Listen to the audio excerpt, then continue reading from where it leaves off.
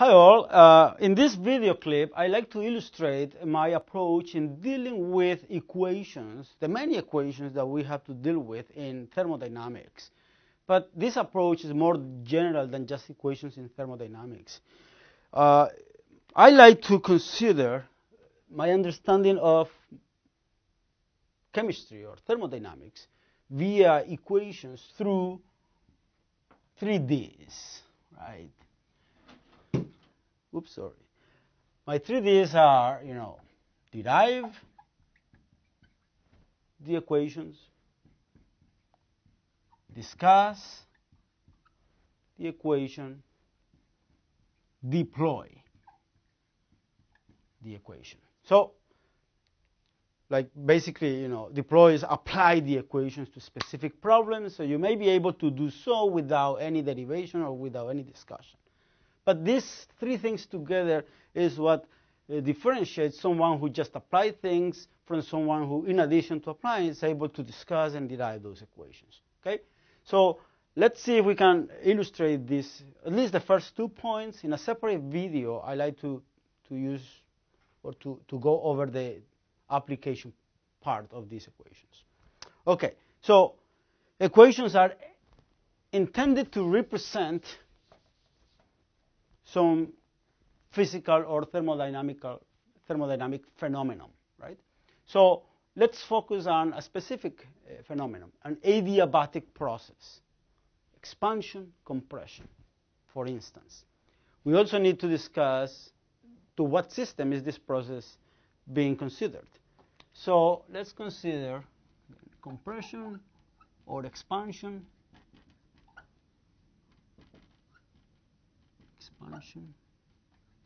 Our system, our friend, the ideal gas, which have this equation of state, PV equal nRT. So that's our friend, the ideal gas, the physical process, compression, expansion, under adiabatic conditions. The equation I like to derive first is this one. The ratio of the temperatures that the system has before or at some initial state called or labeled 1, and after the compression or expansion has taken place, that we'll call 2, right? So based on this equation, this master equation here, can we answer the question, is expansion under adiabatic conditions for an ideal gas a cooling process or a heating process? Well, let's see what happened. T2 relative to T1, is it going to be larger than 1, this ratio, or less than 1? If it's less than 1, then we know it's a cooling process, because temperature 2 is smaller than temperature 1. So let's go on this side of the equation, V2 over V1. If we consider expansion, right? Then V2 is larger than V1. So this is larger than V1. So we have a number that is larger than 1, but then is raised to the power of 1 minus gamma. So what is gamma? We don't know what gamma is yet, but I can tell you for now that gamma is more than 1. Okay? Therefore, 1 minus gamma is a negative quantity. It's less than 0. Right?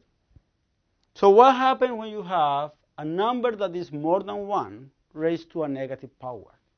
Well, it becomes a fraction. It's a fractional quantity. So if this is a fractional quantity, then T2 is that fraction times T1. The fact that it's a fraction allows us to conclude that T2 is less than T1.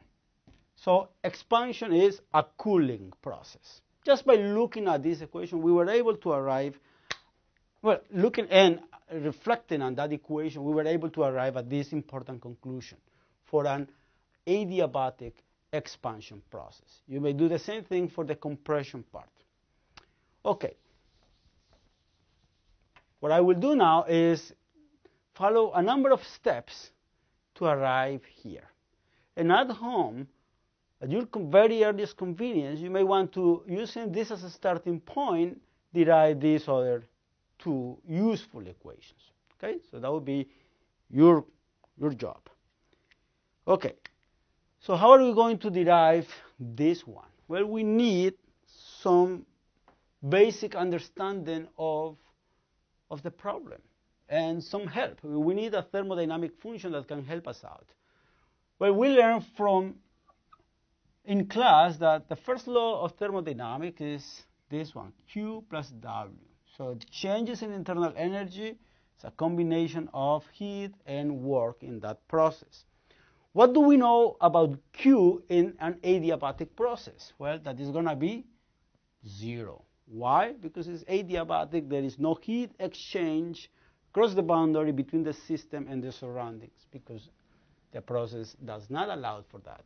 So delta U is equal to W then. We also know that for a process that involves changes in temperature, if we know the heat capacity of the system at constant volume, say Cv, times dt, that will allow me to calculate the change in internal energy. Now, that should be equal to the work done during this process, or the work associated with the process, which we know is minus P dV, considering here, this is critical, considering a reversible process. Okay? So all these equations here apply for the reversible process. Okay?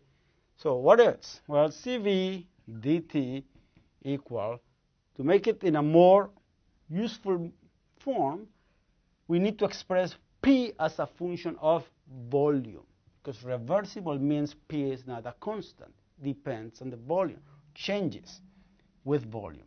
So we know from this equation here that P is just nRT over V. Okay. So what if I divide the whole equation by NT? So if I divide the whole equation by NT, I will have this as a result.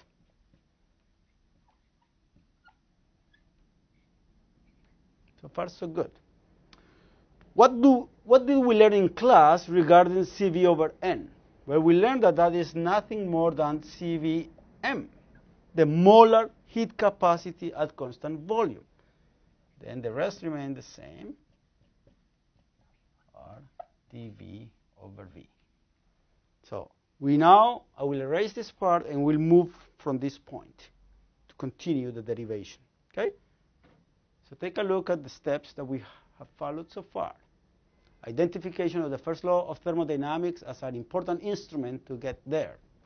The recognition that heat is 0 because we have an adiabatic process. The recognition that because delta U is a state property, you can calculate it in any way you want. And if you know the heat capacity of the system at constant volume and the changes in temperature and that dependence, you can find delta U. And that's also equal to work. So we have these steps there naturally following our understanding of the basics. Okay? So I'm going to erase this to move to the next step. Okay. So we have Cvm dt over T equal minus R dV over V.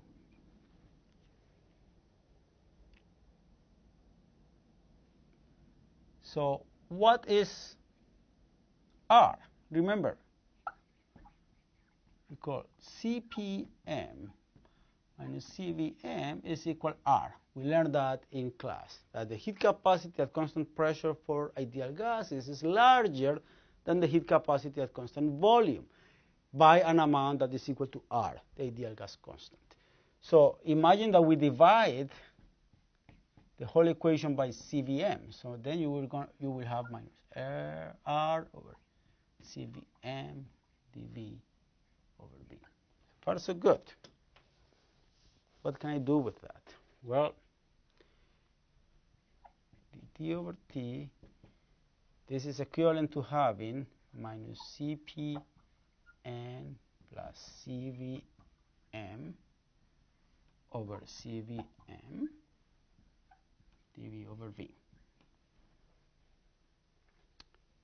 So, interesting, because I can let or redefine another constant based on these ones here in the following way: minus CPM over CVM plus CVM over CVM. This whole thing is a common factor of dV over V. Okay, so I'm going to erase now this part here to continue with the derivation. Remember, the goal is to get here on this side of the blackboard. Okay, so let's do it.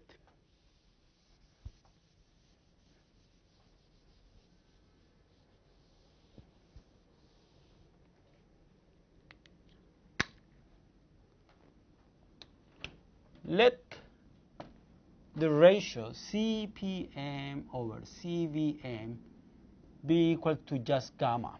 So we are going to define this ratio as gamma. So now we know what that gamma is.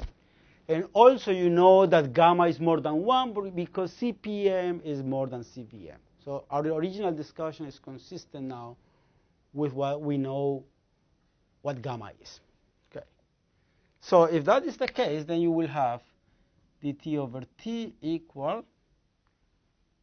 minus gamma plus 1, which is equivalent to 1 plus gamma minus gamma dV over V. So we're getting very close to our desired result. So suggestions, how do we go about it? Well, the time has come for us to carry out integrations. Right? So if we integrate from the initial state characterized temperature 1, final state characterized by temperature 2, and volume 1 to volume 2, then you see that this part of the equation will be ln T2 over T1 equal 1 minus gamma ln V2 over V1, right?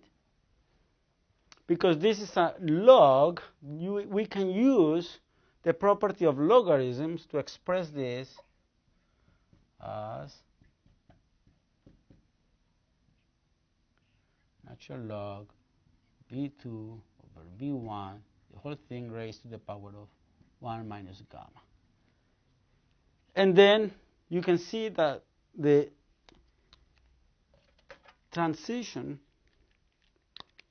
from here to here is just one more step, which is do e to L, the natural log of this quantity is equal to e to the natural log of this quantity, which end up being this one. In other words, you do e ln T2 over T1 equal to e ln V2 over V1 a la 1 minus gamma. That will take you exactly to the result that we wanted to show or derive in this video. Okay? So thank you very much. This concludes my video, and make sure at home you do these parts and also review the derivation as many times as possible.